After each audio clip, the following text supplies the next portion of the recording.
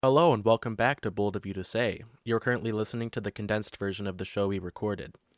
If you'd like to hear the extended version with longer tangents, then head over to our YouTube channel. Some content was cut for time and relevance, and so to ease the transition between topics, I've inserted ad reads. Bold of You to Say currently doesn't have any sponsors, but that didn't stop me nonetheless. Now enjoy the show. Welcome back to Bold of You to Say. We are back with the Society Memorial Special. Yes. Yeah. So we've got a great show lined up. Haley, did you want to jump in with your bold claim? My bold claim is that back during the 2016 election, Trump was not actually trying to win the election.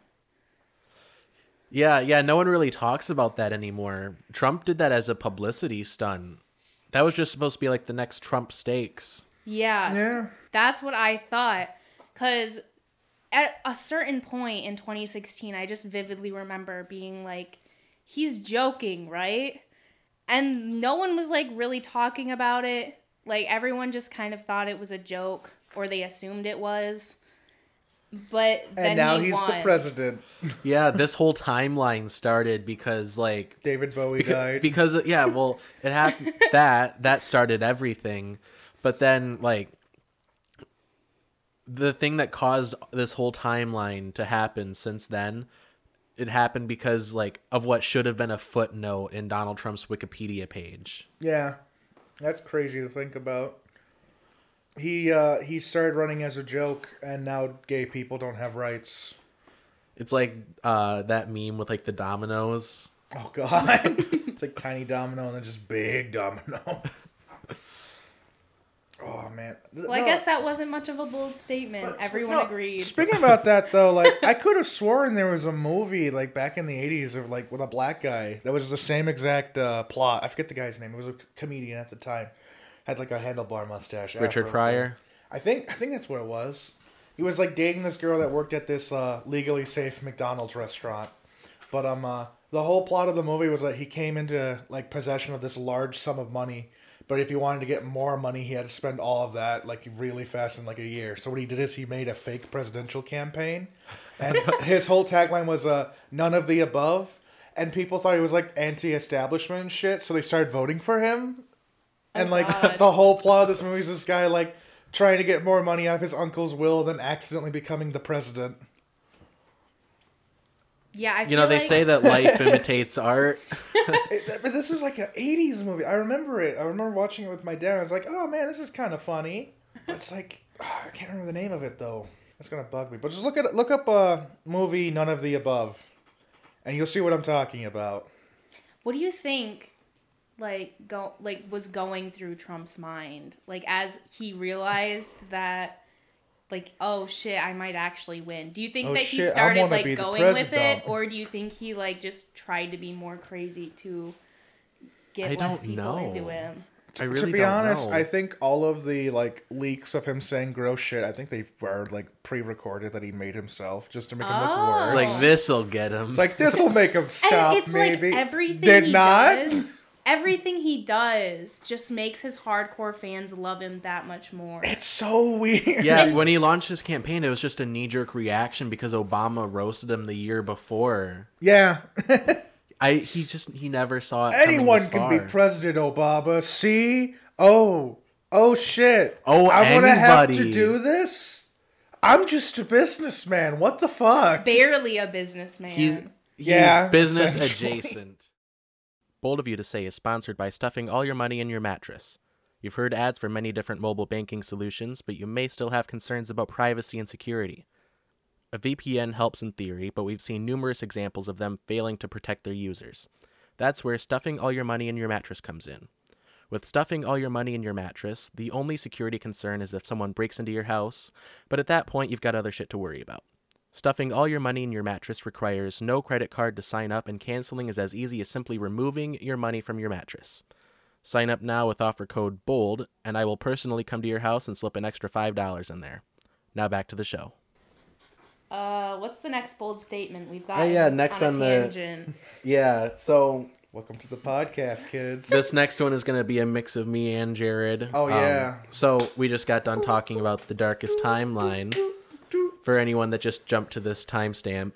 I think the only next logical step for society right now is zombie apocalypse, full zombie apocalypse. Oh, for sure.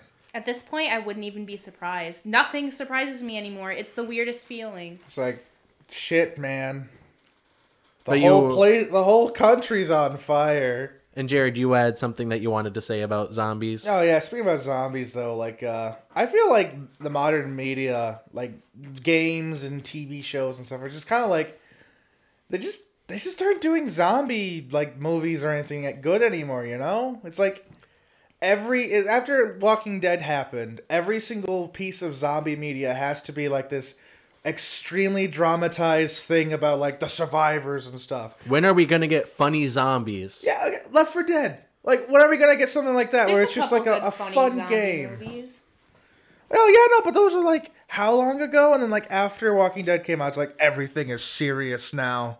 We have to talk about the implications of if a racist guy got a compound together in the zombie apocalypse. It's like, who wants to hear about that? Yeah, probably that sounds horrible. The most fun zombie related piece of media to come out in the last decade or so would probably be Zombieland. Yeah, and then they made Zombieland 2, and it's not bad. I don't know what to think about it. It's in that weird middle ground where it's like it's not as good as the first one, but it could have been worse. I think they tried too hard with it. But again, like, you kind of have to try hard when you decide to make a sequel 10 years later. Oh, for sure. I mean, look at Star Wars. I think it has a similar problem as, like, Anchorman 2. Sorry, I meant to dab, but I accidentally hit my mic. I think it shows... It gives too much about certain things that you don't need that much information on, and then where you do want more information, there's just none. Yeah.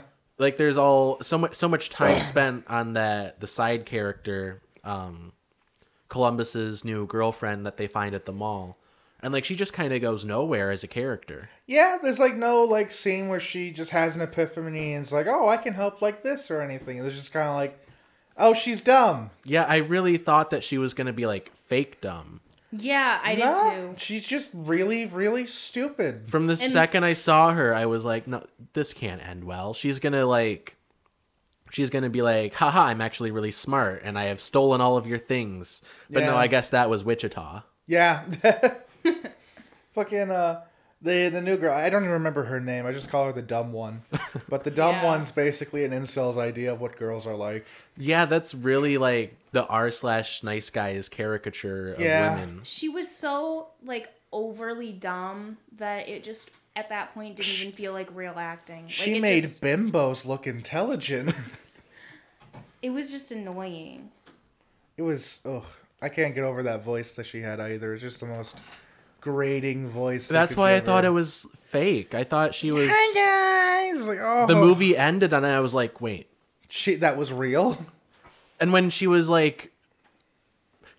when she was having an allergic reaction, biggest air quotes I can do. I, by the way, predicted that she was actually having an allergic reaction. And Alex and my sister were like, you're the dumbest person ever. And then I was right. Well, you're only right because the writers of the movie are also the dumbest people ever. Wow! To be fair, I also knew it was a nut allergy. She was eating trail mix and started coughing. See? I'm not the only one. But it doesn't make sense that she would have the same reaction to nuts that other people have to zombie bites. Well, I mean, like, you had to think about what the allergy affects and shit. Like, in the Zombieland universe, it's like a fucking neurological and also a what's this part of the body called? Gastrointestinal? I guess.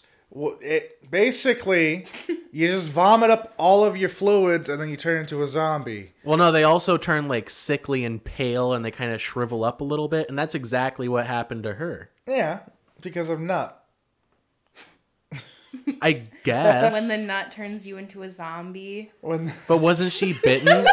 Didn't one of the zombies like bite her in the foot? Yeah, No. but it didn't go through her foot because what's his name pushed her out of the way. It didn't bite her. It bit her her shoe. I think it was. I'm trying to remember. It was like this weird thing where it was like obviously going to be like a bait and switch at some point. It's like, oh, you don't see the bite. It's only on the outside. I don't know. It's poor writing, and I stand by that. Oh, I agree with you 100%. Like, that character is the worst thing I've ever seen. We're just saying that it was predictable that she was having an allergic reaction. I can barely remember the movie because there's so much useful or useless information throughout the whole movie. The only part that I genuinely loved about it is the Bill Murray part. Oh, yeah. I want a whole You mean the movie. part at the very end that lasts 90 seconds? Yeah. I want a whole movie that's just Bill Murray really happy to kill all of his Hollywood, like, co-actors and Yeah, shit. you know, if they really wanted to make another Zombieland movie, they would have made a prequel with Bill Murray, but I guess that would be too expensive. Yeah. But, well, is Bill Murray more expensive than the entire Zombieland cast? Yes, it's Bill Probably. Murray. He's a Ghostbuster. It's Bill Murray. He's Garfield. Guess, it's Bill Murray. But it would be worth it to make a better movie, right? It would be Bill Murray. It would start where Zombieland 2 ended with a flashback to Bill Murray at day 0,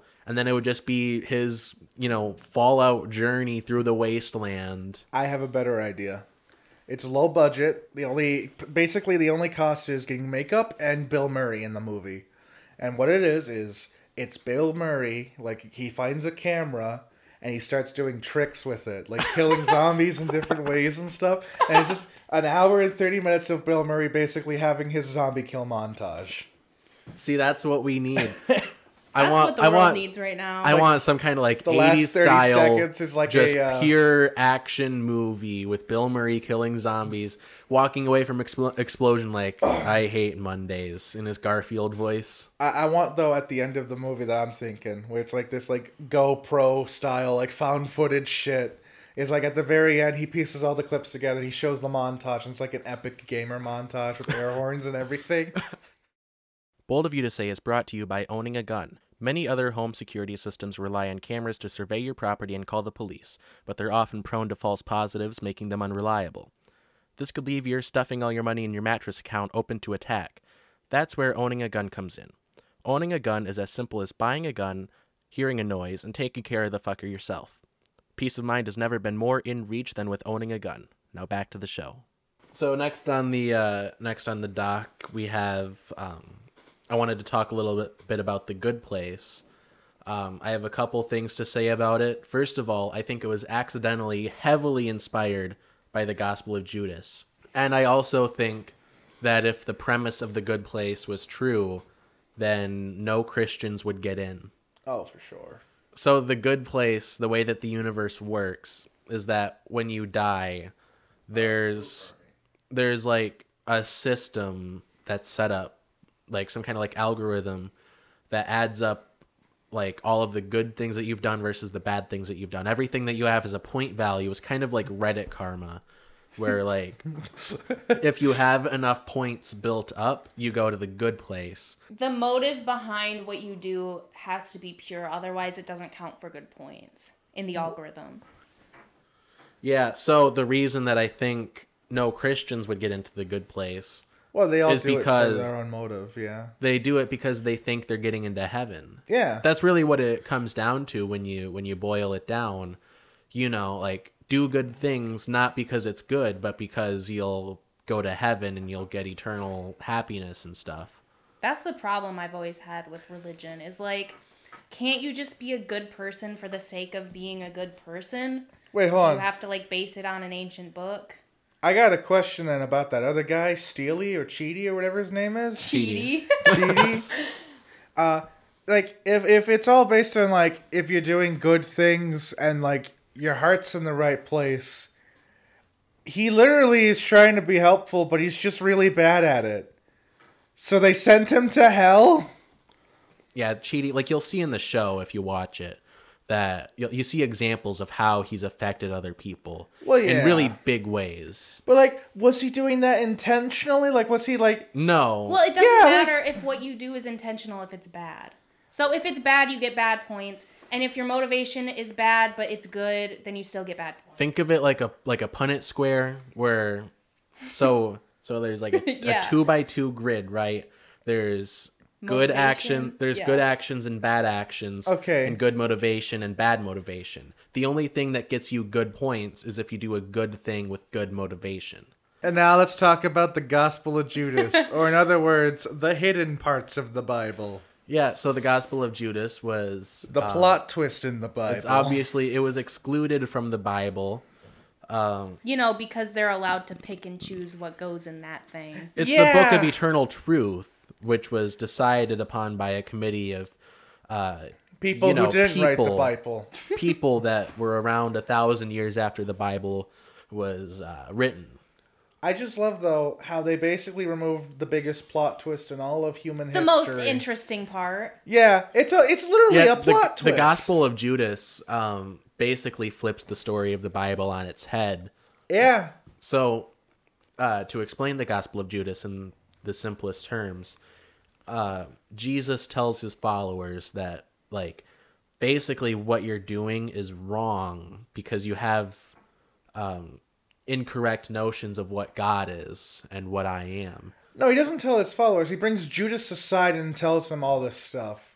Like, this is all to Judas only. No, it's to his followers, too. To his followers, I guess he they're starts... all eating. He says, like, you don't know where I came from. Yeah. And then he goes into more detail with Judas. He's like, but you do. And he points out Judas, who's, like, eating a stew. Yeah, so basically...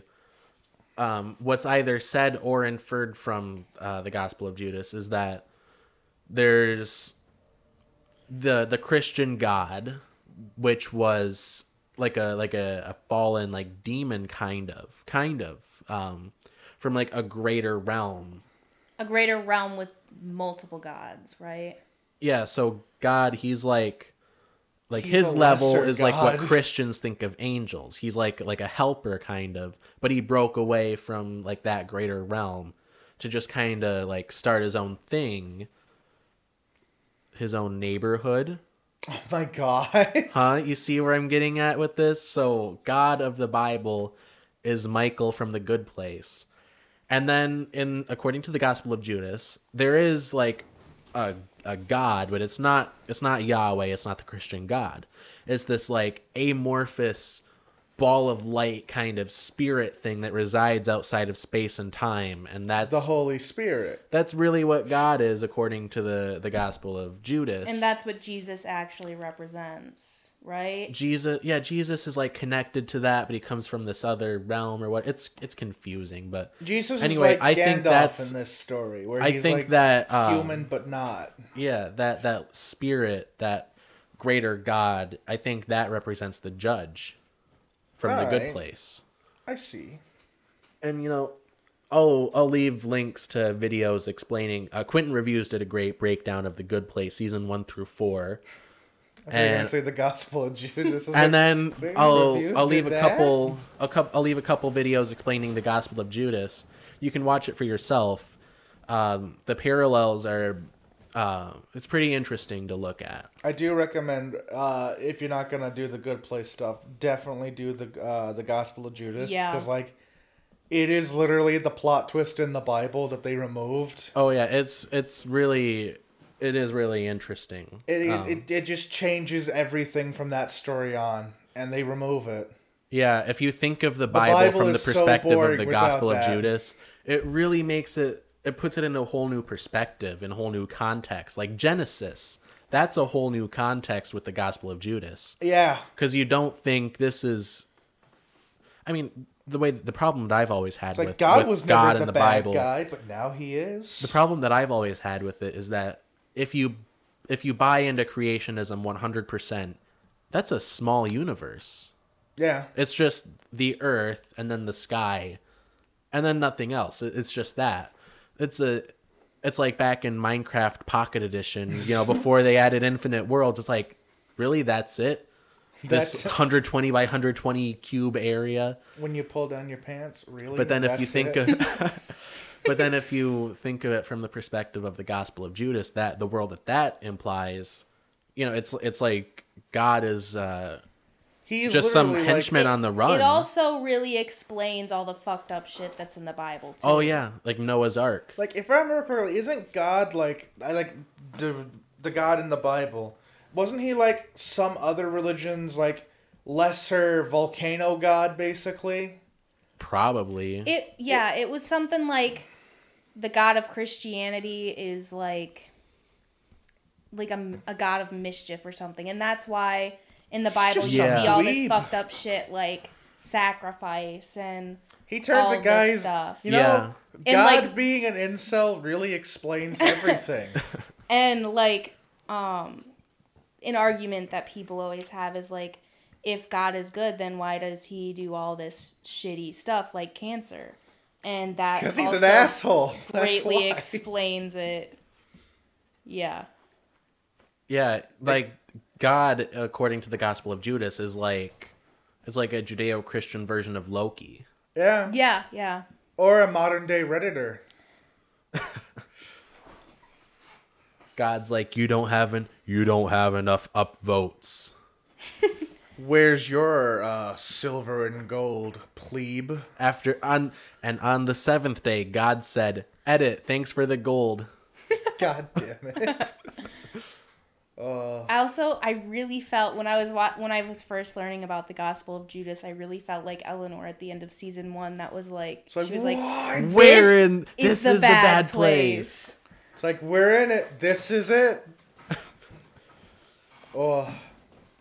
It's like in that book they say God made us in his own image too, so does that mean we're inherently evil also? Yeah, that's basically what it's implying. That would make sense too. And that's another Jesus. parallel to the good place. And Jesus actually, in the Gospel of Judas, actually called out sacrifice by saying, like, you're sacrificing to the wrong thing. Damn. Yeah. You Like, know what? this does not make you look good. All this sacrifice, this is actually like doing more harm than good. You know what? Now this is making the whole Jesus dying for our sin thing make more sense. It wasn't the sin of people getting like self-realization. It's the sin that we all have because we were born from an evil monster man. Yeah. He died so we could go to heaven. Because we were made by Satan, apparently. Someone Not else is necessarily Satan. Satan. I wouldn't say that the God that's represented in the Gospel of Judas is Satan, but he's definitely not He's a good definitely person. not. I'd Yeah, say he's definitely an asshole. He's more like He's definitely a, like Michael, though, because Michael, even Yeah. when he was a demon, he was still likable somehow. well, he Yeah, just put but on like a like- likable persona. Yeah, and then, yeah. I don't know. The God in the Bible that I've read isn't exactly a likable person. He's To be kind fair, of a though, dick. I think Michael is just likable because he's played by Ted Danson. Yeah. And Ted Danson is, and this is a matter of fact, a saint. Yeah. I remember though, like, was it Lot's wife gets turned into a pile of salt because she looked at her burning home one last time? Yeah, how dare you look back at your home How that dare is you Well, you burning say to the ground. that the God of Christianity isn't likable, but look at all of his followers. Yeah, they gotta Yeah, see that something doesn't help in them. anything. No, that goes back to the argument, though. They're only doing things for God because they think that they're getting some kind of eternal paradise It's out of it. basically all those people that are like weirdly defensive over Elon Musk. Yeah, because they It's think like that he's they're going to kind go of to an space asshole, first. but like if you're nice to him, maybe he'll send you into space. Yeah, honestly. It's like, Are there any imagine- more parallels that we're missing? There's gotta be. If there are, then I'll cut them in. Yeah, we gotta. If I notice any more parallels, I'll record You a just little editor's note later. get like Another the 40 Zodiac minutes. board, putting like pins on everything. It's like Judas was the good guy? Question mark. Janet equals the Holy Spirit? Question mark. Who is Judas in the Christ. parallel? You know, I really don't know. I Well, don't okay, think well, it. Would it Judas- be Eleanor? Maybe because like That in could the be true, Gospel of actually. Judas, it implies that Jesus literally tells Judas to betray him. He's like, you have to do Yeah. this. This is the only way. It's like the ending of Terminator 2. I think Eleanor is Judas. This podcast is going to be a lot more entertaining if people have seen The Good Place. Or have read the Gospel of Judas. Bold of You to Say is sponsored by the jewelry section at Walmart. Are you looking for a watch that looks alright and doesn't necessarily keep time? Is your budget under $15?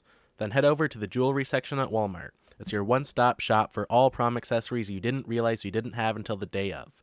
It's also perfect if you're looking for a Father's Day gift he's sure to like but not love. The jewelry section at Walmart. Hey, it's cheap. So do you want to move on to the next topic? I wanted to talk about the PS5 for a little bit. Oh, yeah, let's do it. I got the X-Bone fridge. So, I have a couple things that I wanted to say about the PlayStation 5. First of all, I think it's going to be the final nail in the coffin of GameStop. Oh, for sure. And so I think, they have the disc, the one with the disc drive and the one without. Yeah. And there's no concrete price listed yet. But I think I've heard that they have it at $800. That's what I heard, but that was like the pre-order price on like a third-party website. So yeah, so it's kind of up there. I think it'll maybe be like $600 at the most. And I don't even know if I want. Because people don't want to pay that much for a console. Yeah, like even if the Xbox, I'm a big like Xbox fanboy. I love Xboxes. If the Xbox fridge turns out to be $600, I'm not gonna buy it. Well, the reason that a lot of people say that they don't want to build a PC or buy a PC is because it's the price of the price. Yeah, but like, that's the biggest reason why I don't have one. If you have an $800 PlayStation versus an $800 PC, you're gonna get the PC. Like, you can do more on a PC. Yeah, like you can't I'm not using my PlayStation to record this podcast. Yeah, it's like I'm fine with buying an Xbox One because it's only $300 and it runs games at almost the same everything as a PC can. Because it's up there. They're getting better with how they're running the software and shit. It's not as good, but it's still getting there. You can play games with PC players now and other things. Yeah, cross-platform that's a godsend, really. That's why I like Microsoft so much, because they're just so open about that. PlayStation's so closed off with some things, but fucking Microsoft is like, oh yeah, shove those together. I kind of feel like the only way you could get away with selling an $800 console is if it was made by Apple. Essentially. That's another thing. I like to think of like Xbox is like the Samsung of the fucking consoles, and PlayStation's like the Apple one. Because they don't want to interact with any other company. Yeah, PlayStation is so just like dead set and like exclusive everything that like it's kind of horrible when you start getting into like the more modern day market where it's like cross-platform and stuff. Like, I'm not looking to buy exclusive content because I want to play games with my friends who have PCs. Yeah. It's like I'd rather get something that I know they have on their end too. Yeah. So the PlayStation 5, it's going to have one with a disc drive and one without. If the difference in the price between the one with the disc drive and the one without, and keep in mind the one with the disc drive, it'll play 4K Blu-rays, which is a good value. But I think if it's, they do nowadays, if it's gonna, don't they? Like your PlayStation 4 and your Xbox One can play 4K Blu-rays now. The Xbox One S and the One X play 4K Blu-rays. The PlayStation 4 doesn't. I don't know about the PlayStation 4. So that's why I'm a bit confused. I thought the PlayStation could. No, the PlayStation 4 plays regular Blu-rays, and I don't know about the Pro. Oh. But yeah, if the PlayStation 5, if the difference in price between the digital and the disc version, if it's going to be like $100 or more, then I think more people are going to go with the digital version, and people aren't going to buy physical copies of games anymore. Because, that's just the direction the industry is going in with everything. But I think that'll be the final nail in GameStop's coffin. Yeah. Because they're already spiraling out of business. Yeah. I mean, when you go into GameStop, half the store is now just merchandise and the other half is used games. Like, you can find the new games and it's always like those install codes just hanging on a wall. You see it all the time with like GameStop, like their locations closing down. Mm-hmm. It's sad. It's just going to be made. It's GameStop. It's just going to happen faster because of the PlayStation 5, I think. Yeah. And good riddance to them. Their business model is so horrible. GameStop is a horrible company, but I am a little upset to see it go just because, like, that was like the gaming store. Like, you go there to buy game stuff. Yeah, but I'm also concerned about how it'll affect smaller stores like GT Games and Traverse. I'm worried about them too. Well, like with how it is. At least they have the retro market. Yeah, that's the thing. They sell retro consoles and like old games and stuff and disc games for like cheap prices. Like you can buy Grand Theft Auto there for like $30 and it's basically new. Yeah, I'm sure that they'll survive just on their their retro stuff will for sure survive just because it will always be a market for that because people like retro gaming. I'm seeing a lot of parallels between like this and like the music industry. Oh yeah, no. Yeah. With how everything's going, digital install is like how every game wants to be done. Like, Well, have you seen I forget what game it was, but I think it was the new Call of Duty. I don't think they have any physical releases of it. It's all just digital stuff now. Yeah, I believe it. I think the same thing that'll save video games, like physical video games, is going to be the same thing that saves physical music, the retro aspect. Yeah. Of it. Yeah. Where like if you release an album on CD, who's going to buy a CD anymore? But if you release it on vinyl, you know, record players are quirky. They've been in for a little bit now, but you know, more people are going to buy that for the novelty. Yeah. And What would the game equivalent be of that? Just a normal game card, like a Well, I disc think- or a cartridge, basically. yeah, I think if they started putting games on cartridges again, that would be kind of cool. But I think what I mean by retro in that aspect is like the NES Classic. Oh yeah. Like Nintendo, no matter what, will still make money off of like selling something like the NES Classic or the SNES Classic. And then retail stores that rely on video game sales, you know, maybe not GameStop, but like places like GT Games, they'll make Yeah. money off of something like the NES Classic. It's a win-win. And, you know, it happens with Nintendo especially where like, you know, people will buy a physical version of a game that they like because it looks cool on the shelf. It's a collector's item. Oh yeah, that's So there's why always I going to buy be a that. lot of them. But It's I don't know also that how many of sense, those too. are there though for PlayStation and Xbox. How many games are there that you would really want to buy physically for it to go on your shelf? Series, a lot of them, they look good if you have all of them.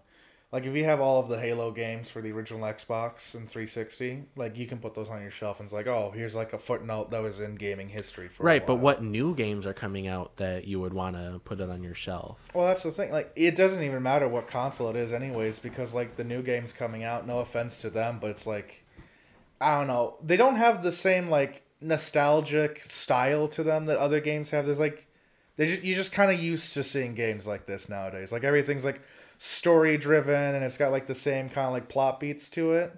Like they all look nice and stuff, but like I don't know. It's like part of his soul is gone.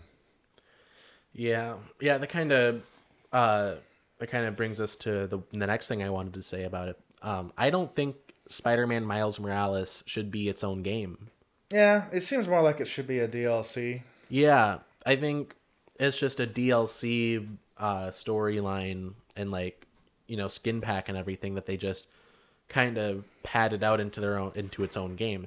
They said it's gonna be smaller than a regular AAA game. Yeah, that right there should let you know that's If they sell it for $60, you're gonna be mad. yeah, I'm gonna buy it, but I'm gonna be mad. Oh my god. Oh, I'm gonna buy it if it comes out for PlayStation Simp. 4 because Yeah. I am not gonna buy a You gotta PlayStation simp 5. on Sony. You're a simpy.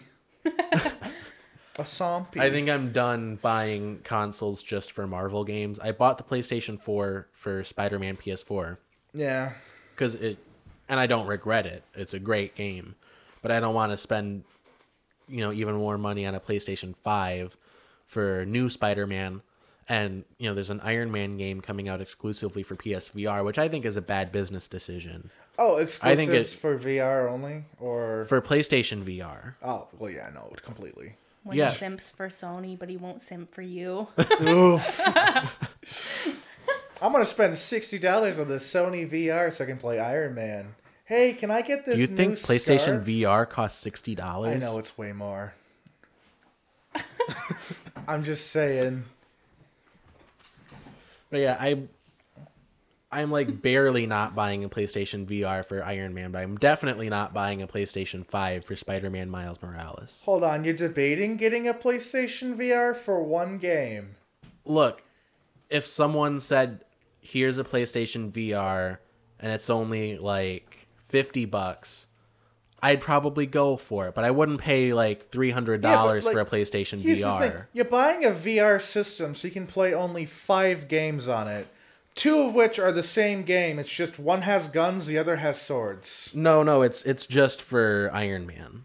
So you're buying it only for one game, and the potential of 3 other games, except one and a potential 5th, I don't know where you're getting these other games from. I just want it for Iron Man. The other games are Fallout 4 VR and Skyrim VR. Well, I already have a Rift S, so I would just buy that on Steam. Doom VR, Resident Evil 7 VR, and then Iron Man VR. No, just Iron Man VR. Just Iron Man VR. Is it So you're worth gonna buy it? something. It's not worth it. You're buying something that's $400. But if one thing that's $60. I don't think you're listening. I'm saying if it someone was only $50, if but someone you're still offered buying, you're basically buying a $130 like game. I'm just saying I would consider it.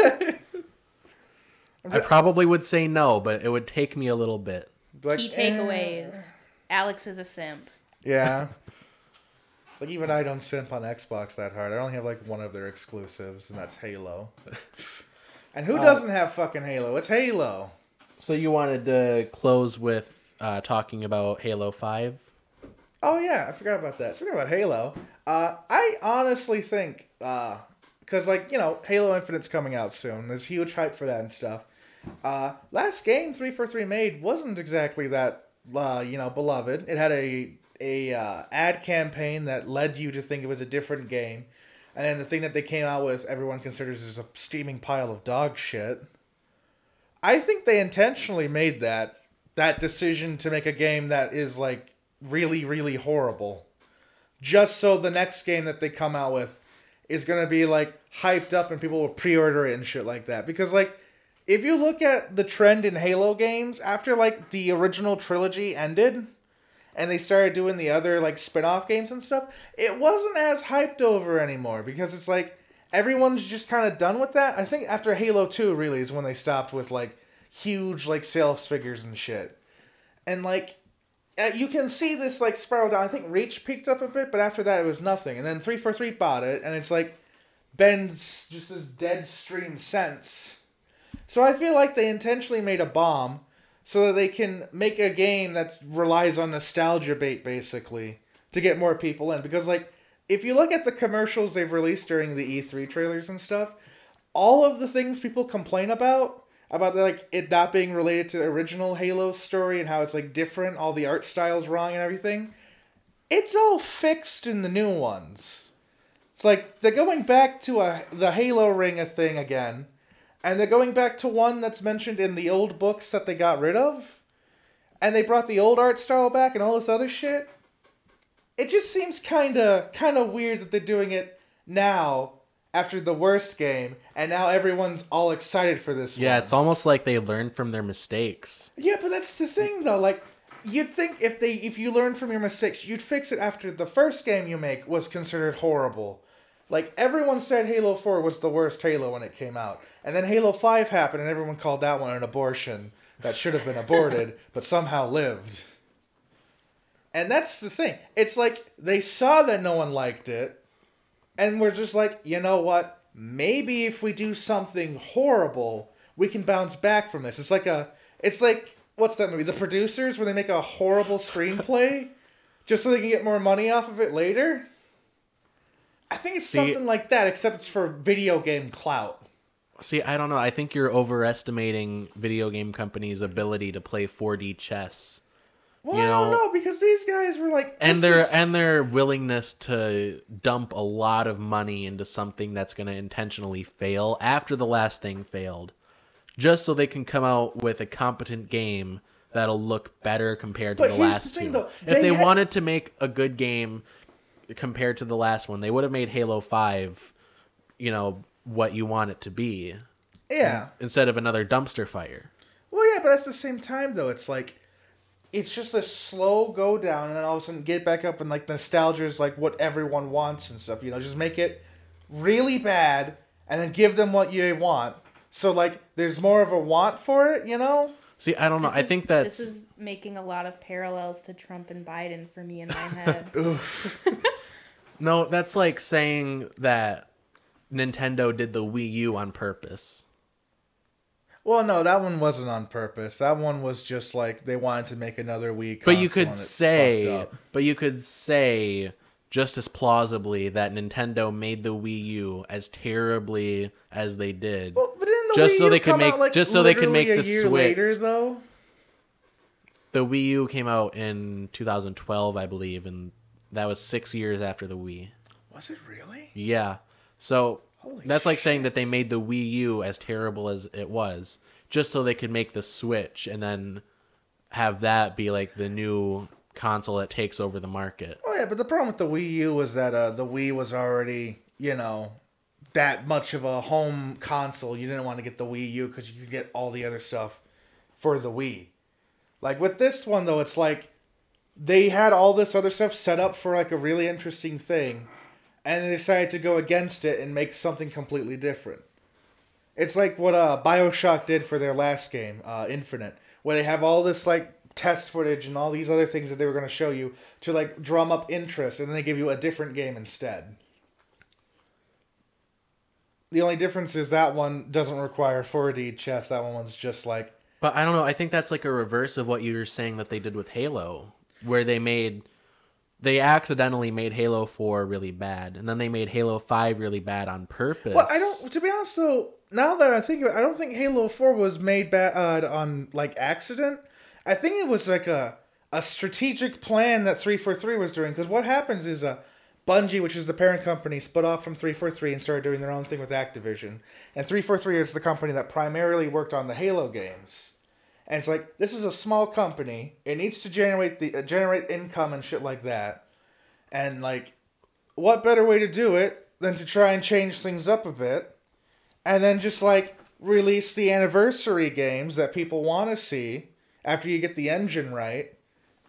And then, like, after a couple of failed games that no one wants, you use the money you got from all the other shit that you got revenue from to make one that gives everyone the nostalgia that they so desperately want. So, like, it's the best-selling Halo game of all time. I don't know. I think that's too much of a risk. Corporations want one thing. They want money, and they want it now. Well, yeah. And the simplest way... Oh, my God. Now. And so they would be trying to make the most money that they can, right? Yeah. So they wouldn't make something that they know is going to be a commercial flop. Oh, yeah. They'd at least try to make something that they think is going to be great. Halo 5, whether you like it or not, they thought it was going to be a hit, or else they wouldn't make it.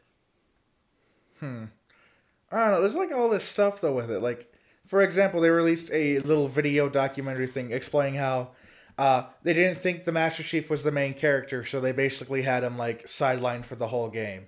Oh, yeah, Even though saw that. in the fourth game, he was the only character, basically. Well, that's just what happens when you have people that are out of touch with the industry trying to manage the industry. But the thing is, it's the same writing team. It's just so weird that they go from, like, all of these games where he's the main character and all this other stuff, and then this one they change everything up in a way that it's not the same game. It's just this weirdly terrible mess. It's like they were seeing a decline, made a flop so that the next game would be, like, held in such high regard, people would, like... So wait, why is Master Chief the main character? I thought the main guy's name was Halo. Oh my god. Yeah, Mr. Halo. I'm sorry. I gotta call him by Does he cross over with Zelda? Yes, he does. Actually, no, now that I think about it, I could have sworn there was a fighting game where they were both in it. I think they should add Master Chief to Smash. Yes. I know that, what's it, the volleyball fighting game? I don't know what it's called. The volleyball fighting game. Yes, it's... I'm so lost in this conversation. It's a mess. Just like Halo 5. That's probably how Jared felt when we were preaching to him about The Good Place. Yes. Everyone gets a turn feeling left out. Oh my god.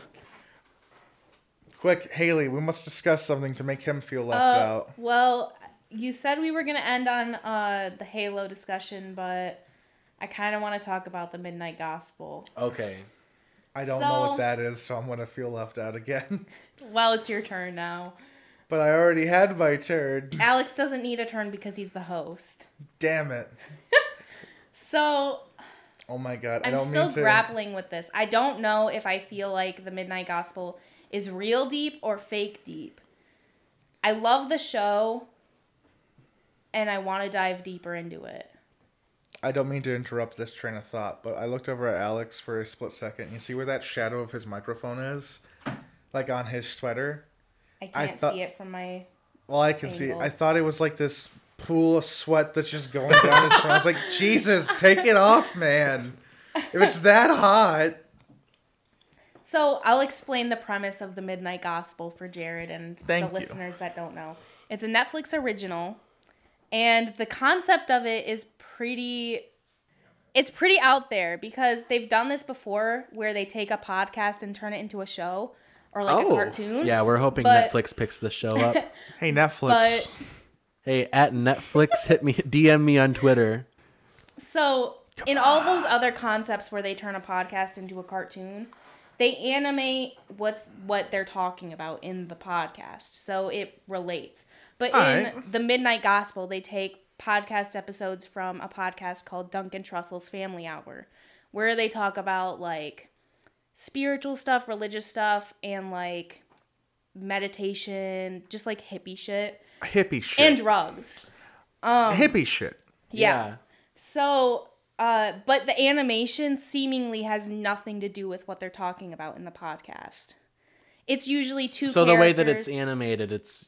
I'm sorry, you were getting to it. The two characters that are in the podcast are animated, but like they're walking through a world where like there's a bunch of chaos happening around them, and they're just having a conversation while there's chaos ensuing around them. So like for That's example... just going to Minneapolis right now. So the first episode, it's Duncan who plays... the main character called Clancy. Yeah, so he... Okay. He's interviewing, like, the president. Well, wait, I want to back up a little bit. So, Clancy has a simulator, and he can go to basically any world in the simulator. For every episode, he goes to another world to interview someone. Oh, he goes to another world? No. In the simulator, he goes... Oh, he actually goes to another world. Yeah, and It's unclear whether he, like, gets teleported somewhere or if he, like... Takes if it's, like, a VR slip of thing. acid. No. If it's, like, a VR thing. So Yeah, it's an actual simulated... They don't really disclose whether he's actually going to another world or if it's a simulated world. Okay. But regardless, he interviews people, and they take it from actual recordings of the podcast. That's kind of cool, actually. Yeah. And... Weird way to do it, though. But you would think that the character's actions would somewhat relate to what's happening in the animation, but it doesn't really. And Alex, I think you were going to talk about the first episode to give a clearer idea of what I'm talking about. Yeah, so in the first episode, Clancy interviews the president in this simulated world. The president, like Trump? No, No. just the president of the world that he's in that's being simulated. The vague idea of the president. And he's Okay. like, hey, I heard that you don't like drugs. And he's like, no, like... So he's interviewing Ronald Reagan. You mean every U.S. president Yeah. since the 70s?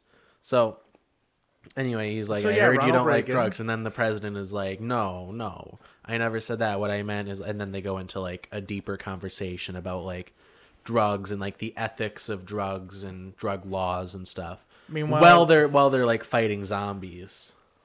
So there's a zombie apocalypse happening on this world. And he just so happens to go to this simulated world as it's happening. And he asks the president, can I interview you? And the president just goes with it. And they're walking through this zombie wasteland. And they're fighting zombies while they are... Just while having he's a being casual, interviewed. like, debate. To be honest, I love that idea. Yeah. It's on Netflix and the if you want to animation watch is it. so, All right. like... It's so like it's Adventure Time, but for like grown-ups it's the on same acid. creator of Adventure Time. It's like a kid that, if you watch Adventure Time as a kid, you'll appreciate the art style because it's like Adventure Time on acid. And it's so disconnected from what they're saying that you could actually like mute the conversation and just watch it as its own story. Huh. And Yeah, that'd be an I kind of want to go through and do that because I feel like that's the next step in me figuring out if this is real deep or fake deep.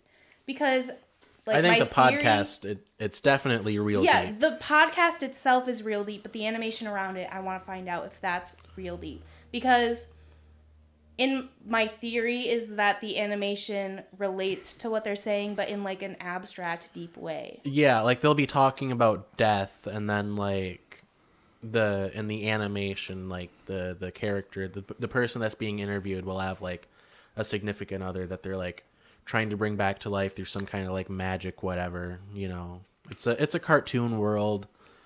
There's like magic and stuff. You know, this gives me an idea, honestly. If like we have these mics now, yeah, you can use these whenever, yeah. Yeah. Like, what if we were to get a couple of those episodes, remove the sound, and then just like A lip dub over dub. them? Yeah. That sounds pretty cool. Yeah, no, I'm being serious. Probably Like, sounds illegal too, but well, you upload it onto YouTube and put it under copyright. Under what is it? but Duncan Fair Trussell use. is like It's a fair really use. badass person, so I feel like he'd understand. Yeah, like all we're doing is literally But does he changing the own meaning the of an art animation? piece, which is fair use. It is literally everything in fair use we are doing in this if we were to do that. Oh, Yeah. and I forgot to mention that the end of every episode ends with the character that's being interviewed dying. Oh, we can we can do that. It's not too Well, I'm hard. saying like how So we're does that gonna- relate to we're what gonna they're kill talking one of about? us That's in what I'm each trying to figure episode. out. How well it's And related at the end of the because zombie episode, it's the death of the establishment. at the end of the zombie episode, they both Clancy and the president both get bit by zombies and they turn into zombies, and when they wake up, it actually turns out that it's like this beautiful world, and like everyone's singing and dancing kumbaya and shit. And But they're still zombies. yeah, but they're zombies. But then, like, these people come with the antidote and shoot them with the antidote, and they wake up and they're like, no, like, I wanted to be a zombie. Like, that was so beautiful. And I feel like There's a message there. I know, there's and a I message don't know there, what and the I don't know message it. is. Give yourself over to the void. Like, it It's- could be... I think related it's to how they were anti-vaccine, to be honest. No, I think it relates to how they were talking about the drugs, but I'd have to go back and, like, deeply analyze it. It's so stimulating to watch it because you can't pay attention to the words and the animation at the same time, so you're kind of going back and forth the whole time. What if you were to get high and watch it? I don't know because I genuinely feel high watching it sober, so I don't know what it would be like. You to might watch it overdose. Get high and watch it. Maybe it'll make all the sense to you. high. Yeah, maybe. Just But, toke up like, a bit, Abby and watch my it, and sister just and be I- like awakening your mind's eye. My sister and I watched it together, and we both said that watching it gave us a headache. Like, it genuinely, because it makes The you think so disconnection? hard. I think it's the sometimes. animation. It's the animation combined with, like, being overstimulated by just all of it. It's really interesting to me. I don't See, know. I didn't have that problem. You might have just been dehydrated. I don't think you were really watching it, though. Alex You is don't like think I was looking really at it. watching It's like it? No, you go on your phone a lot when we watch stuff. I was watching it. Stop rubbing your beard on the microphone. I'm Sorry. gonna mute your track. don't do it. It won't happen again. I swear. I think it will. My sideburns were itchy. So I thought it would be interesting to ask what your opinion is coming from like an unbiased view since you haven't seen it. Well, I kind of want to see it now just because it sounds interesting. Like there is a disconnect between what they're portraying and what they are talking about, but I think there might be relations to it, like how the animations are. I need to see it in order to elaborate further. Yeah. But like there might be connections to it. Otherwise, it's all just like weird, trippy stuff to try and get people to watch it. Yeah, I watched actually an interview with Duncan Trussell on YouTube where he was talking about the show a little bit. And he said one of the episodes animation was based on a trip that he had when he was on ketamine. So Jesus Christ. Yeah, so this episode's based off of what I saw when I was on ketamine. This is turning into the Joe Rogan experience. So I was on DMT once. Guys, we need to ever take tried ketamine DMT? and watch this. Watch that episode while tripping on ketamine and it will make sense.